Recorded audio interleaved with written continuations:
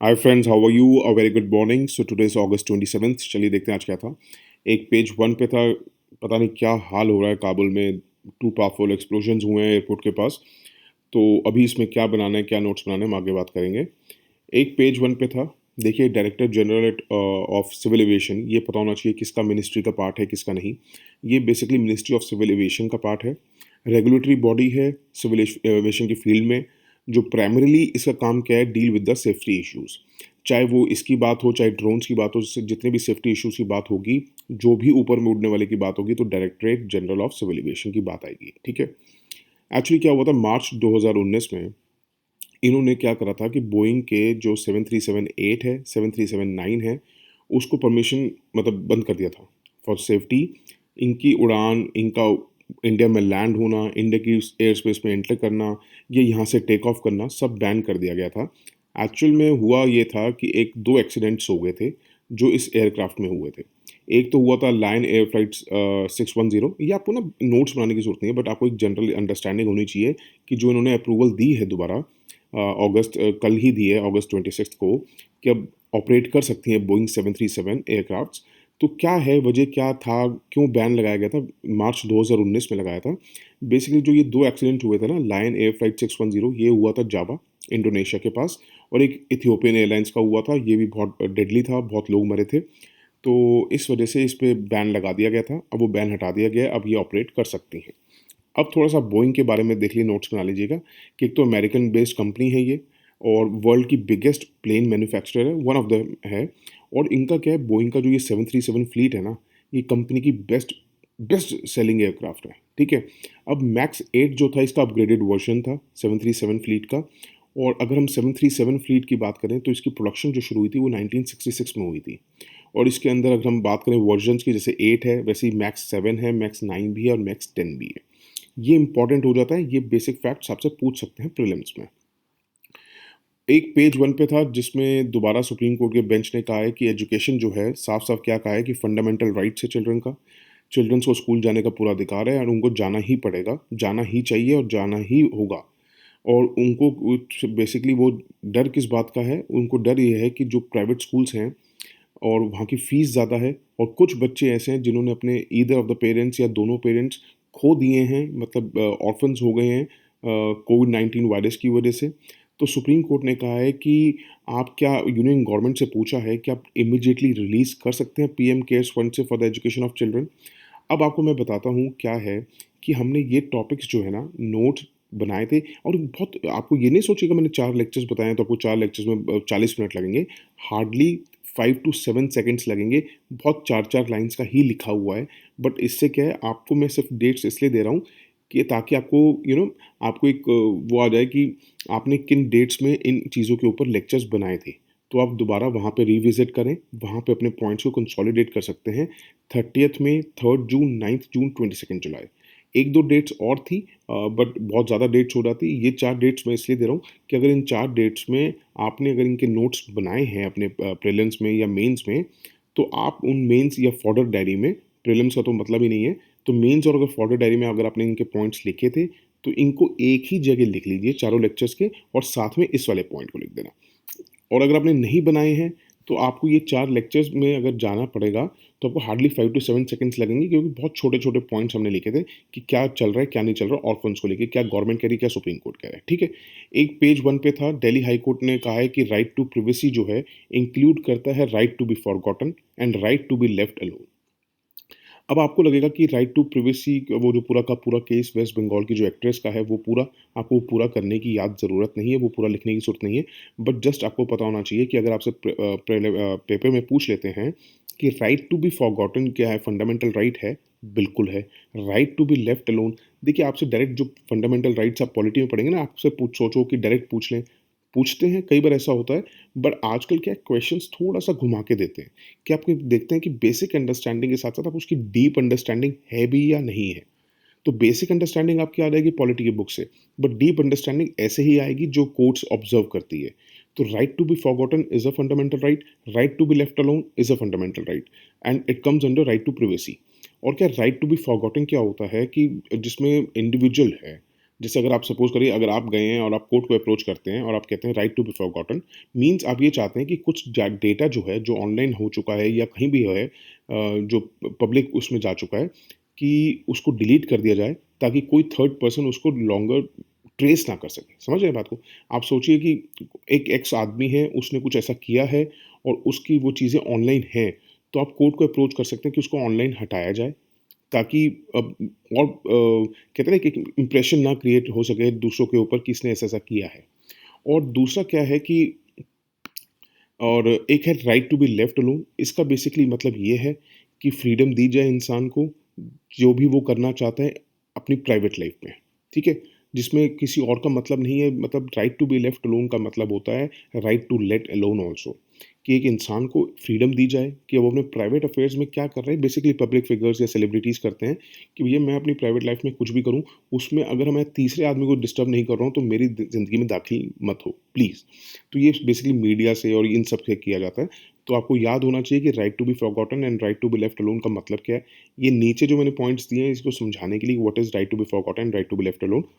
आप ये नहीं भी लिखना चाहेंगे तो ना लिखिएगा। आपको बस ये याद रखना है कि right to privacy includes these rights and these rights comes under fundamental rights. उसके बाद पेज 4 पे था सांबर सॉल्ट लेक। ये बेसिकली श्रिंक हो रही है, डिग्रेड हो रहा है वहाँ का सॉइल, वाटर क्वालिटी, और वहाँ की पॉपुलेशन जो माइग्रेटरी बर्ड्स आते हैं वो डिक्लाइन हो रही है। अब क्या है इस लेक की सिचुएशन, देखिएगा कि 80 kilometre south west of Jaipur है। आप सोचेंगे अब ये लिखना ज़रूरी है? हाँ, ज़रूरी है, क्योंकि 3-4 साल पहले भी ऐसा कोई क्वेश्चन आया था, तब उन्होंने लोकेशन एज़ इट इज़ ही पूछी थी। सांभर सॉल्ट लेक पे ही था और उन्होंने पूछा था इट इज़ सिचुएटेड इतना जयपुर या बिल्कुल वेरी नियर टू जयपुर या इन राजस्थान, मतलब ये बहुत अटपटा पूछ लेते हैं, तो आप लिख लीजिएगा। कंट्री की याद रखिएगा, लार्जेस्ट इनलैंड सलीन वाटर है, Saleen means salty water body है, और यहाँ पे हर साल थाउज़ेंड्स ऑफ माइग्रेटरी बर्ड्स आते हैं, ये भी याद रखिएगा। 30% ऑफ सांबर लेक एरिया जो है लॉस्ट हुआ है, मतलब वहाँ पे क्या-क्या एक्टिविटीज़ हो रही हैं जो उनको नुकसान पहुँचा रही हैं। एक तो माइनिंग बहुत हो रही है, और दूसरा क्या, वहाँ पे इल्लीगल सॉल्ट एन्क्रोचमेंट्स बहुत हो रही हैं, ठीक है? तो उन वजह से भी यहाँ पे सांबर सॉल्ट लेक के पास नुकसान पहुँच रहा है। उसके बाद आपने एडिटोरियल देखा होगा कि अफ़गानिस्तान पे था। देखिए, अब अभी मैं आपको आगे बताऊँगा क्या करना है आपने अफ़गानिस्तान को लेके। दूसरा आपने वो डेटा के ऊपर था या नेशनल मैन्युफैक्चरिंग पाइपलाइन के ऊपर था। वो देखिए, नेशनल मैन्युफैक्चरिंग पाइपलाइन हमने ऑलरेडी कल डिस्कस कर चुके हैं, उससे ज़्यादा कुछ करने की ज़रूरत नहीं है उसमें। डेटा वाला कुछ इतना ज़रूरी नहीं था। एक एडिटोरियल ज़रूरी था जो वल्चर्स के ऊपर था। और क्या है कि ऑब्सेस्ड हैं हमारे यूपीएससी वाले, वो ज़रूर देते हैं इसके ऊपर क्वेश्चन। देखिएगा अब क्या है क्या नहीं। वल्चर किस फैमिली को बिलॉन्ग करता है, ये ना भी याद रहे तो याद रखिएगा, जिस फैमिली को बिलॉन्ग करता है उसी के फैमिली के मेंबर्स हैं ईगल, हॉक्स एंड काइट्स। ठीक है? ये सोशल बर्ड्स हैं। ऐसे-ऐसे पॉइंट्स आएँगे, इसलिए मैंने पॉइंट वाइज़ लिखा है, क्या पूछ सकते हैं। मैंने जो लिखा है प्रॉपर एक्सप्लेन करने के लिए बहुत बड़ा लिखा है। आप सिर्फ एरो डाल के लिख सकते हैं, they are social birds. Life 10 to 30 years, wild birds हैं तो 10 टू 30 इयर्स ये जीते हैं in the wild. Slow breeders हैं, मतलब ये अपनी जल्दी-जल्दी पॉपुलेशन की ग्रो नहीं होती है। स्लो ब्रीडर्स हैं, ये याद रखिएगा। Excellent I site, strong sense of smell, ताकि ये दूर, तभी ये दूर से अपने जबकि कौन सा जानवर मरा हुआ है उसको ढूँढ लेते हैं, पहचान लेते हैं। ठीक है? इनका वॉइस बॉक्स नहीं होता। वल्चर्स का वॉइस बॉक्स नहीं है, तो दे कैन नॉट सिंग। ये बहुत इंपॉर्टेंट हो जाता है। जो आवाज़ वो निकालते हैं वो ग्रंट्स और हिसेस होती है, that is different, but voice box नहीं होता है। उनकी लेग्स जो है वीक होती हैं, क्लॉज़ भी वीक होते हैं। ये बहुत इंपॉर्टेंट हो जाता है। इंडिया के अंदर 9 स्पीशीज़ हैं इनके, और सारे के सारे, most of them critically endangered हैं। इनका डिक्लाइन का, एंडेंजर होने का कारण क्या है कि एक ना डाइक्लोफेनेक ड्रग होती है। डाइक्लोफेनेक बेसिकली यूज़ होती है कैटल्स में, ताकि उनको पेन रिलीफ ड्रग है ये बेसिकली। तो इनको पेन को रिलीफ़ कराने के लिए कैटल्स को दी जाती थी। वो वल्चर्स के लिए बहुत टॉक्सिक है। चाहे वो स्मॉल डोज़ में भी जाएगी, तब भी उनकी किडनी फेलियर और डेथ का खतरा रहता है। ठीक है? दूसरा क्या है कि एक मिथ्स है कि जो वल्चर की बॉडी पार्ट्स हैं उनमें मेडिसिनल प्रॉपर्टीज़ हैं, हीलिंग पावर्स हैं, तो उस वजह से वल्चर्स की हंटिंग बहुत हो रही थी। थर्ड रीज़न है कॉरिंग एंड ब्लास्टिंग ऑफ स्टोन्स। जहाँ पे वल्चर्स अपने नेस्ट बनाते हैं, वहाँ पे कॉरिंग हो रही है, ब्लास्टिंग हो रही है, उस वजह से भी ये इनका डिक्लाइन हुई है। ये 3 वजह हैं इनकी डिक्लाइन ऑफ पॉपुलेशन की वजह से। 8th है पॉइंट कि रिमूविंग वल्चर जो है, अगर हम इकोसिस्टम से हटा देंगे, तो इनएफिशिएंट हो जाएगी क्लीयरिंग ऑफ कार्कसेस, जो जानवर मरे रहते हैं उनकी कार्कसेस, या इंसान की भी अगर कहीं ऐसी सोचें, अगर वाइल्ड में पड़े हुए हैं, और इसी वजह से कंटामिनेट हो जाएगा हमारा वाटर सिस्टम।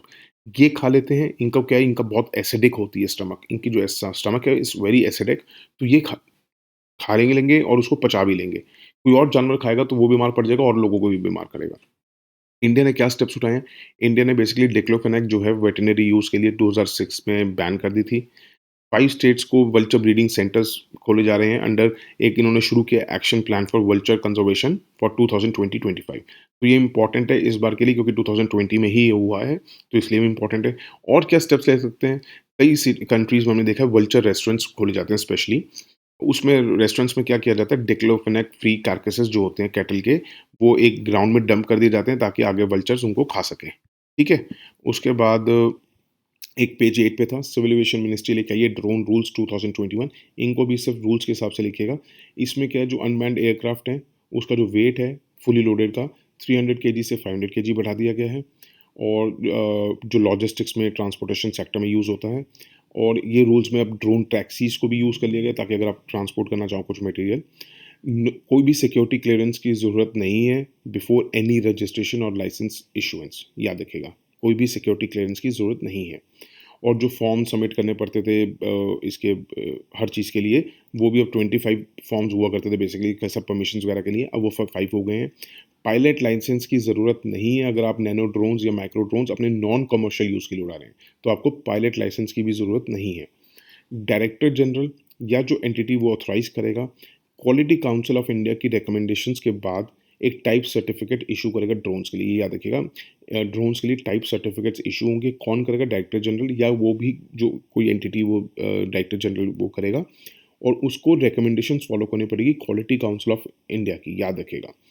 टाइप सर्टिफिकेट्स की ज़रूरत नहीं होगी, आइडेंटिफिकेशन नंबर की ज़रूरत नहीं होगी, प्रायर परमिशंस की ज़रूरत नहीं होगी, रिमोट पायलट लाइसेंस की ज़रूरत नहीं होगी, अगर आप रिसर्च एंड डेवलपमेंट एंटिटीज़ हैं तो, ये याद रखिएगा। उसके बाद इम्पोर्ट जो होगी इसकी वो रेगुलेट कौन करेगा? डीजीएफटी। हर हर इम्पोर्ट को रेगुलेट डीजीएफटी ही करता है बेसिकली। रिस्ट्रिक्शन नहीं होगी फॉरेन ओनरशिप की इन इंडियन ड्रोन कंपनीज, याद रखिएगा, ये बहुत इंपॉर्टेंट पॉइंट है, ऐसे ऐसे पॉइंट्स आएंगे। ऑनलाइन रजिस्ट्रेशन होगा ऑल द ड्रोन्स, किससे होगा? Through digital sky platform. Director general of civil aviation जो है वो प्रिस्क्राइब करेगा, जैसे भी मैंने बताया था ना आपको, डीजीसीए जो है यही जो भी ऊपर उड़ता अड़ता है सब उसकी क्वालिटी वगैरह सब यही इशू करता है। तो यही ट्रेनिंग रिक्वायरमेंट्स या कौन सा schools provide private license online, ये सब कुछ डीजीसीए करेगा। और एक unmanned aircraft system promotion council भी सेटअप किया जाएगा ताकि बिजनेस फ्रेंडली रेगुलेटरी रिजीम बन सके। Unmanned aircraft system promotion council, that is important.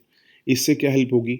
It would enable startups, जो नए स्टार्टअप्स हैं इस फील्ड में, स्मॉल एंड मीडियम एंटरप्राइजेस जो हैं वो क्रिएट कर सकेंगे, इनोवेटिव यूज़ ला सकेंगे इन जो इसका यूज़ हो सकेगा वेरियस सेक्टर्स में, जैसे ई कॉमर्स है, एग्रीकल्चर है, माइनिंग है, हेल्थ केयर है, इमरजेंसी रिस्पॉन्स, लॉजिस्टिक्स। तो डिफरेंट डिफरेंट आइडियाज़ के साथ they would come up, they would bring innovation in this sector. तो ये इनकी वजह से एनेबल होगा। पेज 9 पे सीधी सी बात है, मैं आपको बताता हूँ तालिबान के लिए क्या करना है। बड़ी अच्छी बात, मेरे दिल की बात आज हमारे एक्सटर्नल अफेयर मिनिस्टर ने कह दी है कि वेट एंड वॉच। हँसी आएगी आपको but seriously wait and watch. अगली लाइन भी उन्होंने बहुत अच्छी कही है, जो मैं एक्सप्लेन करने जाता तो उन्होंने खुद ही कर दी है कि भैया इवॉल्विंग सिचुएशन है, अभी बहुत कुछ हो रहा है, बहुत कुछ होना है, क्या होगा क्या नहीं होगा फ्यूचर जानता है। तो and I request, he also request, I also request you, everybody means UPSC candidates also to be patient, कि ताकि एक बारी सिचुएशन नॉर्मलाइज हो जाए तो हम बता सकें आपको इंडिया का स्टैंड क्या है। हमने एक 4-5 लेक्चर्स में हम बना चुके हैं, बट आगे मैंने आपको वही कहा था कि जो होगा विल अपडेट, मगर कुछ आने दीजिए, कंसोलिडेटेड कुछ होने दीजिए, डेली के डेली हर चीज़ मत बनाने पाइए। तो मेरे दिल की बात जयशंकर जी ने कह दिया, थैंक यू सो मच। चलिए, एक इंटरनेशनल पेज पे था, ये चैगोस आइलैंड्स ग्रुप का था, थोड़ा सा ये देखिएगा। बेसिकली क्या, मॉरिशस जो है इंडिपेंडेंट हुआ था 1968 में फ्रॉम यूके। तो जो चैगोस था ना वो ब्रिटिश कंट्रोल में ही रहा था। और जो 2019 में बल्कि इंटरनेशनल कोर्ट ऑफ जस्टिस ने कह दिया कि ब्रिटेन को अपना कंट्रोल छोड़ना होगा इस आइलैंड्स पे। बेसिकली क्या हुआ था, यूके ने चैगोस आर्किपेलागो जो है उसमें 1968 में जब आज़ादी हुई थी मॉरिशस की, तो उन्होंने कहा था कि मॉरिशस को कि हमें ये आइलैंड रख लेने दो। और उन्होंने उस टाइम उसको 4 मिलियन पाउंड पे किए थे फॉर दोज आइलैंड्स। अगर आप इसकी सिचुएशन देखना चाहेंगे इन मैप, तो मालदीव्स के नीचे देखिएगा, मॉलडीव्स के नीचे में आपको दिख जाएगा, वहाँ पे है चैगोस। तो इंडिया का स्टैंड हमेशा मॉरिशस के साथ रहा है कि नहीं, मॉरिशस को वापस दे देना चाहिए। कॉलोनियल रूल के बेसिकली हम हमेशा ही खिलाफ रहे हैं। तो यूके ने कहा है कि भैया, यूके बेसिकली चैगोस के अपने पोजीशन में रखता था। उनमें एक आइलैंड है डेजो गार्सिया, जहाँ पे यूएस का एयरबेस भी है, ये याद रखिएगा, ठीक है। उससे ज़्यादा कुछ नहीं है करने का, थोड़ा सा पता होना चाहिए था आपको। That's it for today, God bless you all and thanks for listening, take care.